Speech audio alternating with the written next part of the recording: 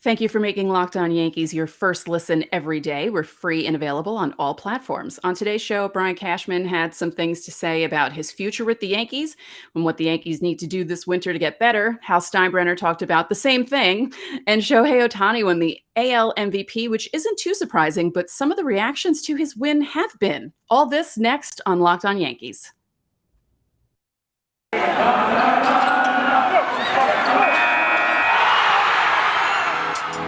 You are Locked On Yankees, your daily New York Yankees podcast. Part of the Locked On Podcast Network, your team every day.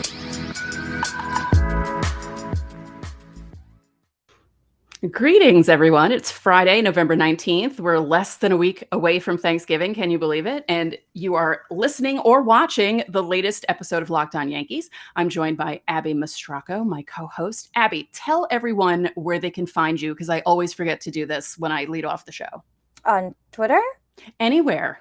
I don't know. That's a good question. Do I want to be found? I know, right? You can find me on Twitter at Abbey Mastracco, the complicated Italian last. That's Abbey, because my parents thought they were being cool and naming me after Abbey Road. Nobody's spelled my name right since. I also report for Bleacher Report and Elite Prospects Rinkside. So if you're interested in hockey, definitely check out Elite Prospects Rinkside. Got a lot of cool stuff going on there. So I don't know, just yell. You can just yell for me and you can find me that way. I'll appear somewhere, Because I used to do this whole spiel about myself, and then once we started doing YouTube, I completely forgot. So if you're watching this for the first time, I'm Stacey Gotsulias. I've written for Baseball Prospectus, the Hardball Times. I call myself a lapsed baseball writer / podcast host because I haven't written about baseball regularly in 3 years. It's been a while, but that's where you can find my old stuff. And, just Google me, you'll find some stuff. Mostly okay stuff. Thank goodness. Nothing too terrible. You can catch us on Apple Podcasts, Google Podcasts, Odyssey, Spotify, Stitcher.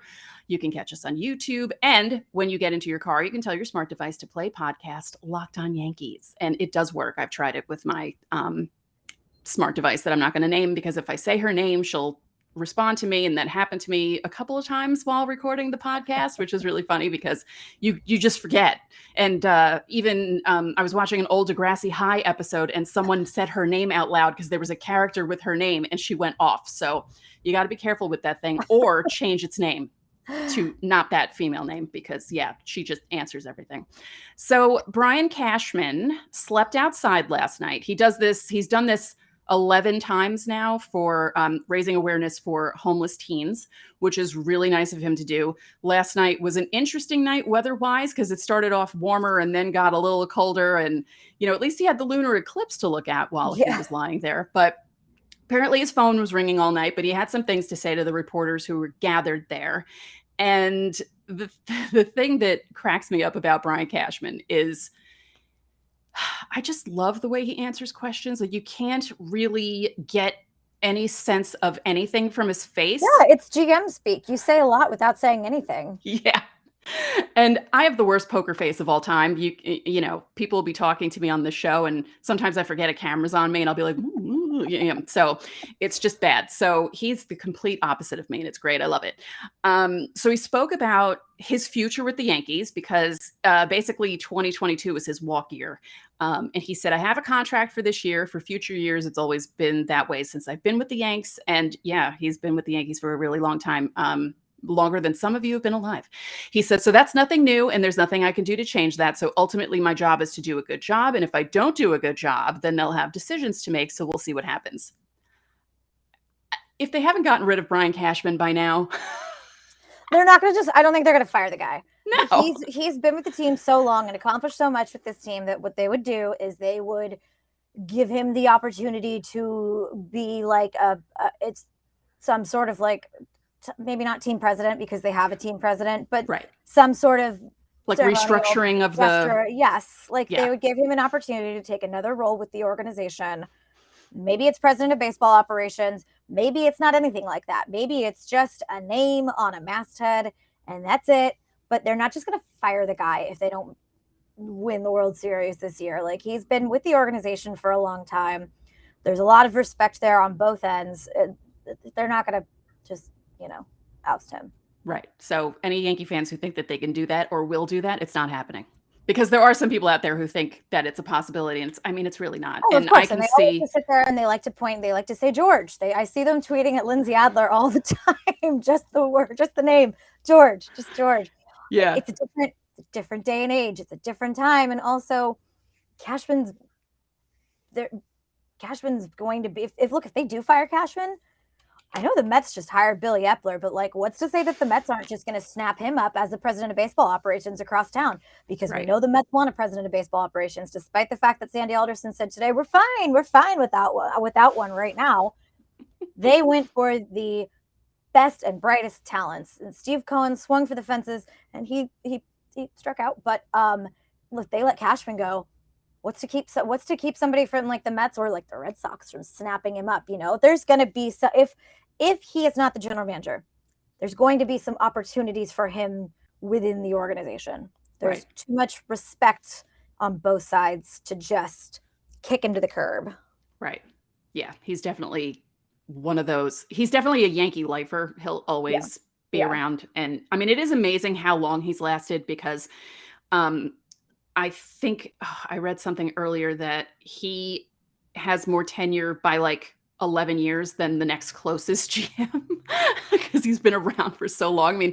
He became GM in 1998, which when you think about how long ago that is and everything that they accomplished since then. And I know people will say they haven't won since 2009. They haven't been there since 2009. We know. It's much harder to even make the playoffs these days, even with the wild card, because how many good teams this year were left out? It came right up until the end of the Blue Jays. They could have possibly gone on the Mariners. It's a lot. Even with the expanded wild card, it's so much harder to make the playoffs than it was before. Right. You can't. It's not just about. It used to be that if you had the highest payroll, you probably had the best players, and you could make the playoffs that way. Right. The level of talent is so much higher now, and there are so many good players. It's not the same. It's not what it was in the 90s when you could just go load up on a bunch of big bats and big contracts and spend money and get to the World Series. Even the Dodgers, who did win the World Series last year with the highest payroll in baseball, they've done it very carefully, and they have done it mostly through drafting, development, supplementing with big free agent contracts when needed, and investing resources into analytics, scouting. They're not just grabbing all the best players just to grab them. It's so much different than it used to be, and it's so much more difficult to get to the top. Now, speaking of getting to the top, the Yankees need to make some changes in order to get back to the top. The biggest discussion so far this offseason is what they'll do for shortstop. Now, Cashman said yesterday, shortstop is an area that we feel we need to address. How that gets addressed remains to be seen. Will it be in a big way, a small way, an acceptable way? We'll see. Will it be obvious? Will it be subtle? Time will tell. That is such GM speak. GM speak. That is GM speak, baby. Yeah, I know that there are people who are concerned that the two shortstops in the system, Oswald Perez and Anthony Volpe, I don't know if it's Volpe or Volpe. I hope it's Volpe. I think it's Volpe. Volpe, yeah. Okay. I know there are concerns that, where are you going to put them in a couple of years if you've got Carlos Correa signed to a 6-8 year deal? That shouldn't really be a concern, because you can find roles for them, and you cannot. Fans fall in love with prospects in such a strange way. I have seen this so many times where fans are like, we don't need this 5-time All-Star. We've got a 20-year-old coming up through AAA. How do you cannot replicate a World Series win and that much playoff experience and an elite. You cannot count on Oswald Perez to beat Carlos Correa in 2 years. Right. You can't say that you don't need a player like Carlos. Every team needs a player like Carlos Correa in order to win. You cannot use those two guys as an excuse to not go for it for a big area of need. Now, will they scale back? That could be a possibility. Instead of going for the gold with Seager or Correa, do they maybe try and get like Semien on like a 2-3 year deal? I don't know that Semien even is. I don't know that he would want that at this point with the season that he just had last year. He merits a bigger contract than that, but Right. he's a little bit older. Javi Baez, maybe maybe you could get him on a shorter term deal and try and recreate some magic with Anthony Rizzo. Maybe you sort of go in you get creative about it, knowing that those guys that like their ETA is 2023, 2024. Mm-hmm.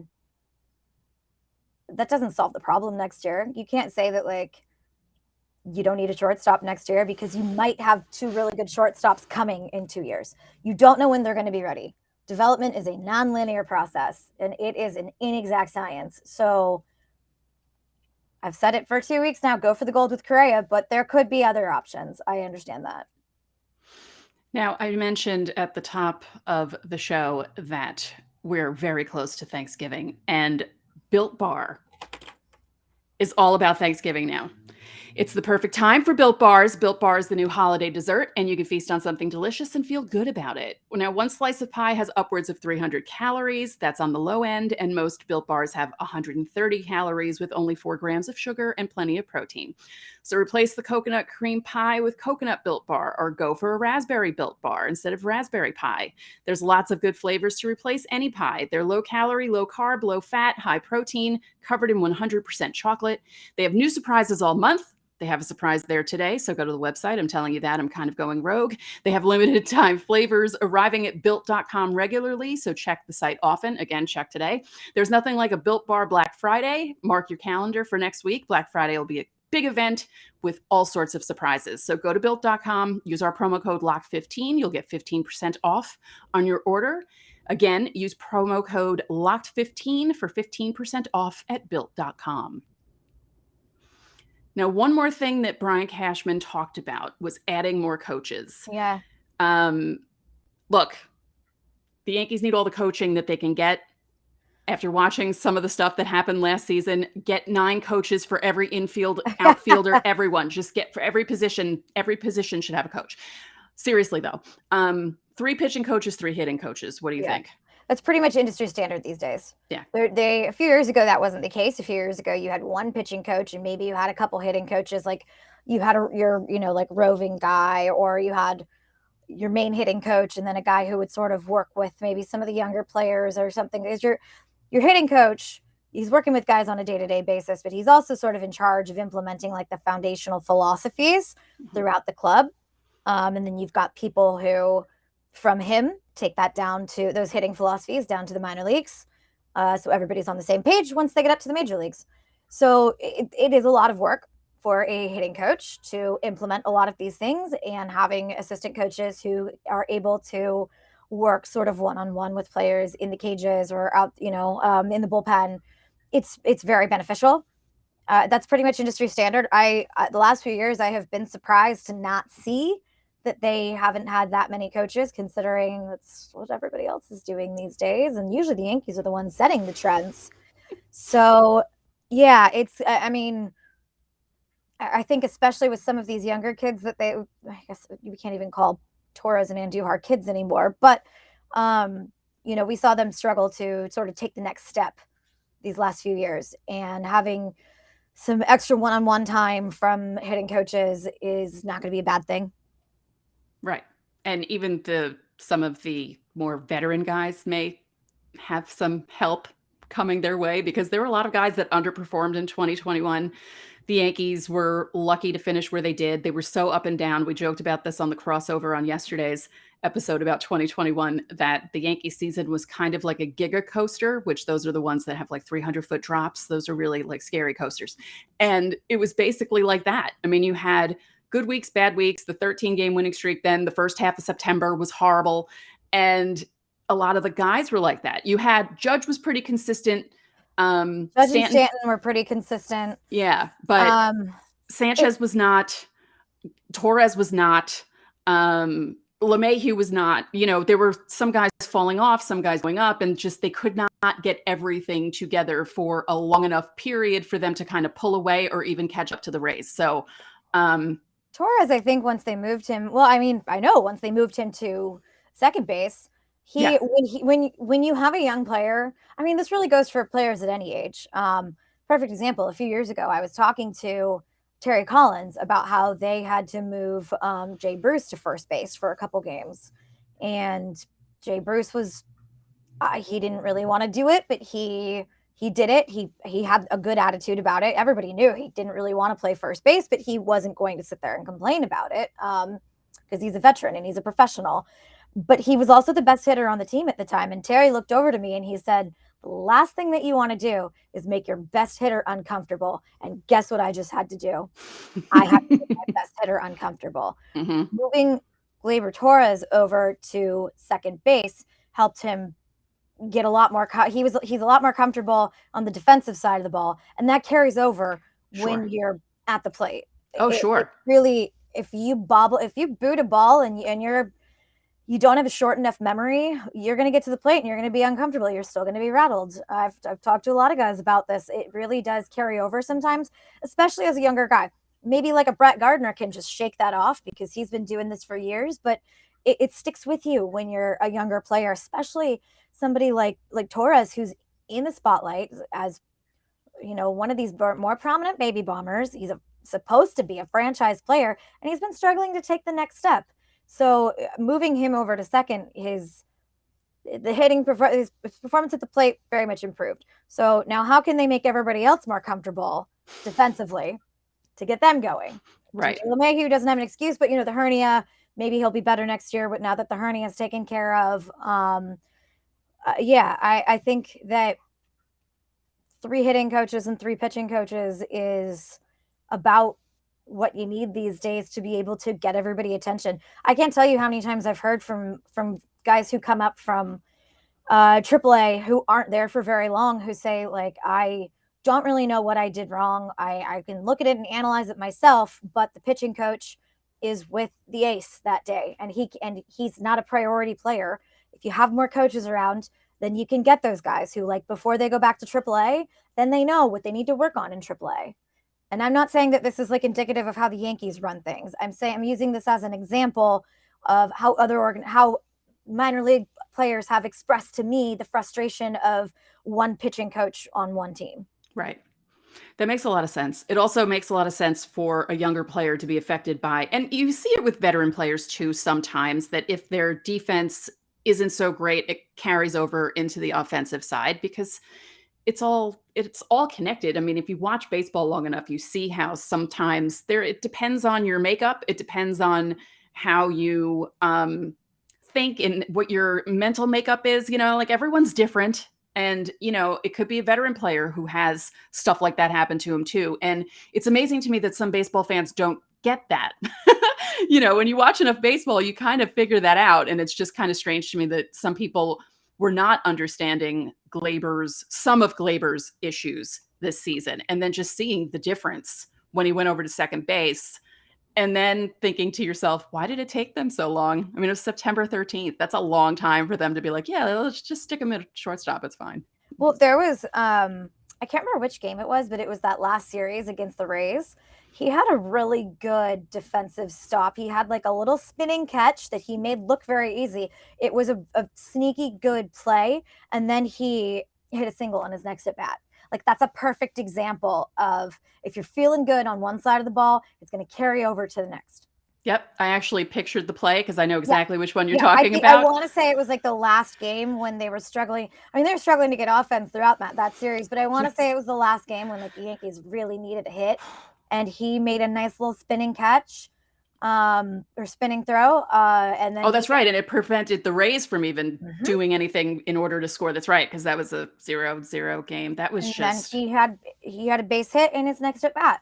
Yeah. It makes a difference. It really does. Yeah. Now, we were going to go into Hal Steinbrenner's comments, but there are too many here to talk about. And, you know, we'll just talk about, he said some things about, he sits on a labor policy committee. Yes. And they're attempting to negotiate the new CBA with the Players Association before December 1st. He said we have 2 full weeks, and like we said, meetings are continuous. A lot is being discussed. So there were discussions about a possible salary floor. You and I spoke about this before we started recording. I am so for the salary floor. I think that a lot of teams are getting away with tanking and not spending money and just being bad. And it's not good for baseball. I feel bad for the fans of teams that have to sit through games with, half a roster. You don't even know who any of these guys are because they're not paying them any money because they're nobodies. And, like teams like Pittsburgh has like the best ballpark in baseball, and you're putting out a crap product for how many years? And it's like, no, you have to do something. And we also said this, and we've said this a couple times. Not every team is the Rays. Not every team is the A's. And we're seeing the A's are blowing things up, tearing things down, and going to start over again. I agree with the salary floor. I don't understand luxury tax stuff, but we'll talk about that in segment 3 because we have to talk about BetOnline because BetOnline is back and better than ever. And let's see, there's more props, odds, and lines than ever before. BetOnline remains your number one spot for basketball and football and everything else. Their new updated desktop or mobile website, just go there, sign up, receive your 50% welcome bonus on your first deposit, and use our promo code LOCKEDON to receive that bonus. From basketball, football, NHL, boxing, and UFC, right to your favorite Vegas casino games. Don't wait to take advantage of all the amazing offers available for the 2021 season. BetOnline is the fastest and easiest way to bet on all your favorite sports. BetOnline, where the game starts. Thank you again for making Locked On Yankees your first listen every day. We're free and available on all platforms. So let's get into this just briefly because you had said that you know more about this stuff than I do. Like a little bit. It's so because I also cover hockey, sometimes I get like contract terms mixed up, or even like inevitably there'll be like, the beginning of hockey season, instead of writing salary cap at least once or twice, I will write luxury tax or even like, on hockey, it's injured reserve. Baseball, it's the injured list. I'll do the same thing. And like same thing happens once baseball season rolls around in the spring and I'm knee deep in hockey. I will write salary cap instead of luxury tax. Like it happens. Sometimes I feel like I'm trying to cram so much information into my head that like other things fall out the other side. Right. So the Yankees are going to go past the luxury tax just based on their payroll alone right now, or at least they will most likely go past the luxury tax.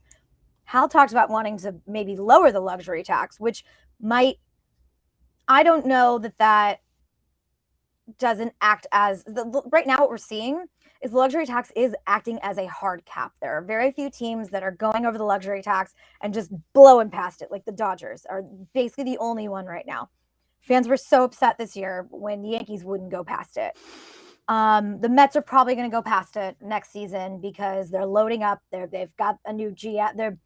They are trying to, erase their past and start over with like a more functional future. We'll see how that works out. I don't know that lowering it is going to necessarily incentivize people to go over it.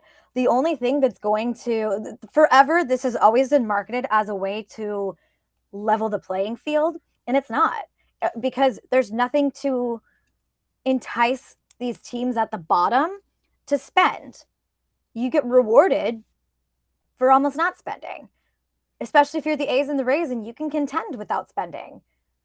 And then you've also got ballpark issues to deal with. So it's not like those teams, like, yes, we point to them as being sort of like exceptions to the rule because they're really good most years. They're competitive, but they've got other stuff to deal with. It's not like these are the most, these are organizations to be making examples of.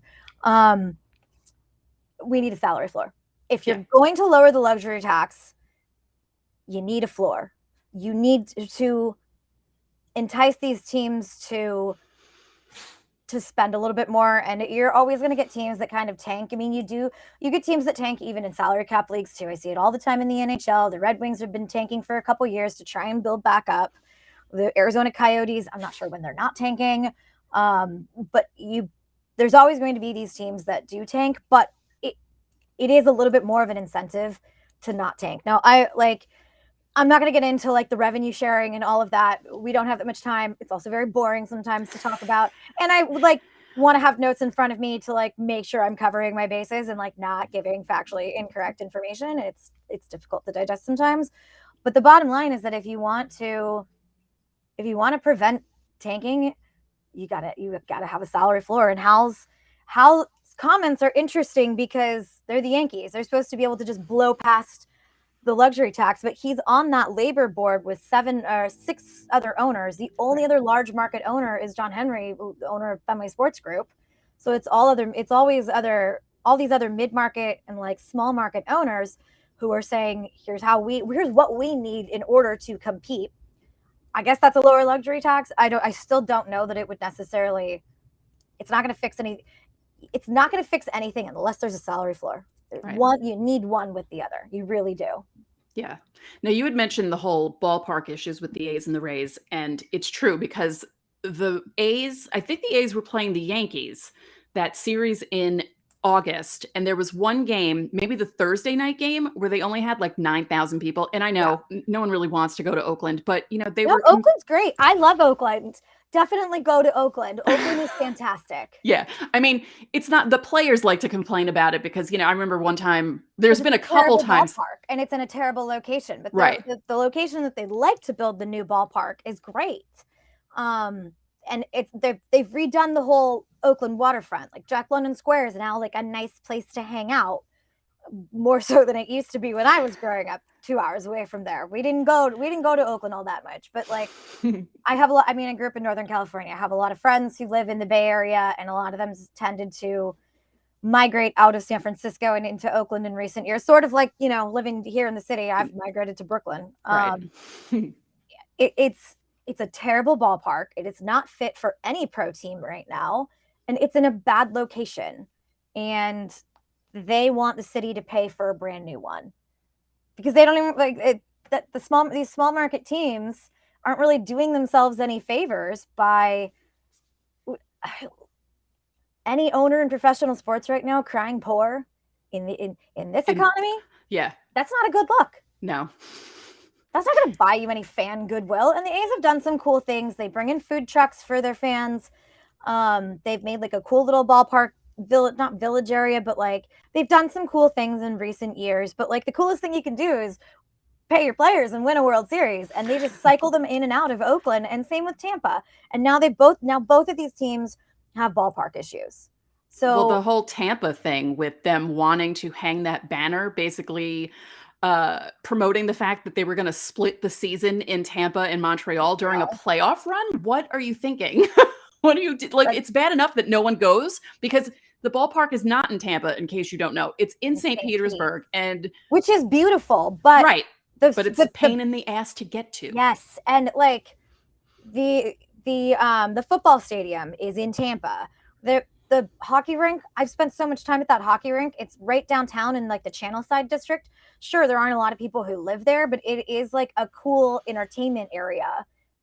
There's lots of bars and restaurants. You can like take your little water taxis, and you can eat right outside on the water. Like put one near there. Put one near Raymond James, something like that to entice fans to. But the Yankees probably wouldn't let that happen, right? Because their Yankee spring training is right across Dale Mabry you can see the football stadium from Steinbrenner Field. Like there's probably a whole. Yes, but I believe they do. I could be wrong. Maybe I shouldn't say this, but I don't think the Yankees have territorial rights to the Tampa market. Right. Well, makes sense. Yeah. I could be wrong though. I don't think they have the because I was talking to somebody who works for the Lightning about this a few years ago, because there was sort of a feasibility study done to see if they could put a ballpark downtown near the hockey rink. And they had looked at a site also near the football stadium. I don't know how deep into any of this, like any of the planning ever got. All I was told was there were impact studies being looked at. Mm-hmm. Yeah. I mean, personally, I would love for the Rays to not ever play again in the Trop, because I can't stand that stadium, just watching it on TV, and, the catwalks and the lights and the stuff that interferes, and, power outages, and just, I'm always afraid that Oakland Coliseum too, you flush the wrong toilet and you get sewage in the entire thing. I mean, it's ridiculous. That's what I was going to say earlier, because I know that there's been a couple times the Yankees have been there and there've been sewage issues in the visiting clubhouse. Yeah. So yeah. Now, we were going to talk about Shohei Ohtani. We don't really have much time, but I'm not shocked. He was unanimous. Everyone was talking about him being MVP as far back as May. I mean, no one would have not voted for him to be. I mean, we haven't seen a pitcher slash player hitter since, it's been 100 years, and he's good at both. It's not like He he's was the Angels' best pitcher last year. Yeah, it's not like he's a great hitter and an okay pitcher. He's good at both. He's good at base running. He can shag balls in the outfield. He's a good outfielder when they actually play him in the outfield, but it's almost like a liability to play him it's like he's defensively, he's a really good outfielder. Yeah. But it's almost like a liability because you don't want him to blow his arm out in the outfield. But at the same time, the Angels have said, we're not going to put restrictions on him. We're not using pitch counts. And I was listening to Perry Minasian, the GM, talk the other night after they announced the Noah Syndergaard deal too. And he said he doesn't believe in pitch restrictions because he has seen pitchers get hurt on pitch counts, and he has seen pitchers get hurt not on pitch counts, and he's seen pitchers stay perfectly healthy without pitch counts. So he doesn't believe in restricting that. I sort of wondered if that philosophy, I didn't ask this question at the time because I didn't know that it was like timely. They were talking about Noah Syndergaard in particular, so I didn't want to raise my hand in a Zoom and be like, off topic. Do you feel that way about Shohei Ohtani? I sort of wonder if that philosophy also extends to Ohtani and not putting any restrictions on him position-wise. Like if he wants to play the outfield, could he play the outfield a couple games a week?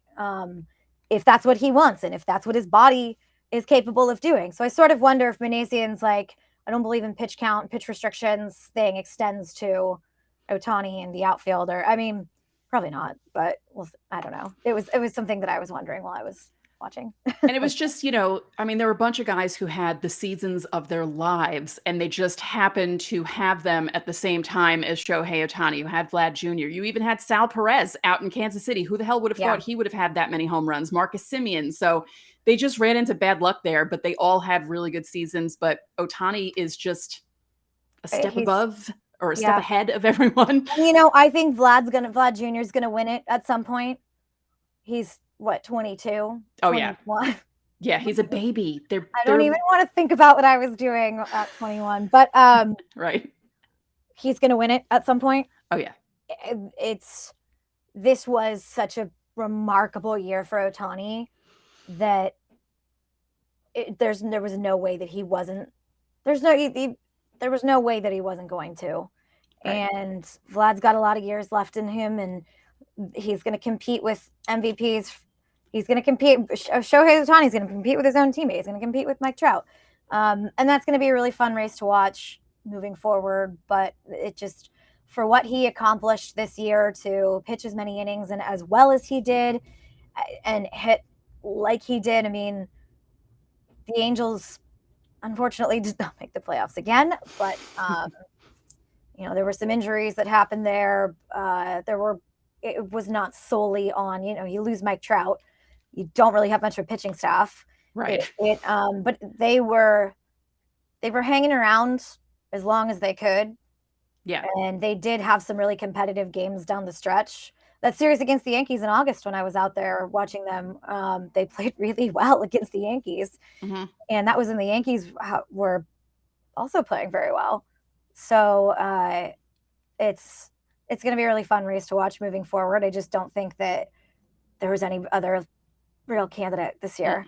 Mm-mm. No. And yeah, the whole Trout not playing thing also, that would have been such a fun race with him doing it too. That's just when you think about how good he's been since he came up, because, Trout's been around a while now. People don't realize that it's been so long since he's come up, and he's just money, and it'll be interesting. The addition of Syndergaard, see if they do anything else also during this time. If they, I think they're going to invest in some more pitching. Yeah, they need to. And Perry Minasian talked about that last night. Yeah. I was not on Noah Syndergaard's press conference today because it was at the exact same time as Billy Epler's press conference. Literally both of them were at 12:30 Eastern. Unbelievably comically petty. You gotta love the Mets. Oh my God. I thought that was so fun. And somebody texted me and was like, Hey, why didn't the Mets just think to trade Noah Syndergaard for Billy Epler 2 years ago? Right. Like, dumb joke, but like I have to laugh at the whole situation. Like both of them scheduled at the exact same time. That's funny. So today, Rule 5 stuff is happening. We'll talk about that next week. We'll see who the Yankees protected, who they didn't protect. An hour to go until the deadline. Yeah. And to our listeners and viewers, because Thanksgiving is coming up, I would like for you to either comment on YouTube or tweet us at Locked On Yankees. Things you're thankful for with regards to the Yankees. We'll see. Maybe you'll have something to be thankful for right before Thanksgiving hits, but you never know. I mean, we'll see. So that's it for this episode of Locked On Yankees, which is part of the Locked On Podcast Network, your team every day. We'd like to remind you that you can listen to the show in Apple Podcasts, Google Podcasts, Odyssey, Spotify, Stitcher, or anywhere else you get your podcasts. You can watch and subscribe to us on YouTube. And when you get into your car, you can tell your smart device to play podcast Locked On Bets. Now make your second listen Locked On Bets, your daily one-stop shop for all your gambling needs. Locked On Bets, hosted by your boy Q, with expert analysis and insight from Lee Sterling. One more thing, if you could be so kind, please rate the podcast and spread the word about this podcast to your fellow Yankee fans. We would really appreciate it. Enjoy your weekend.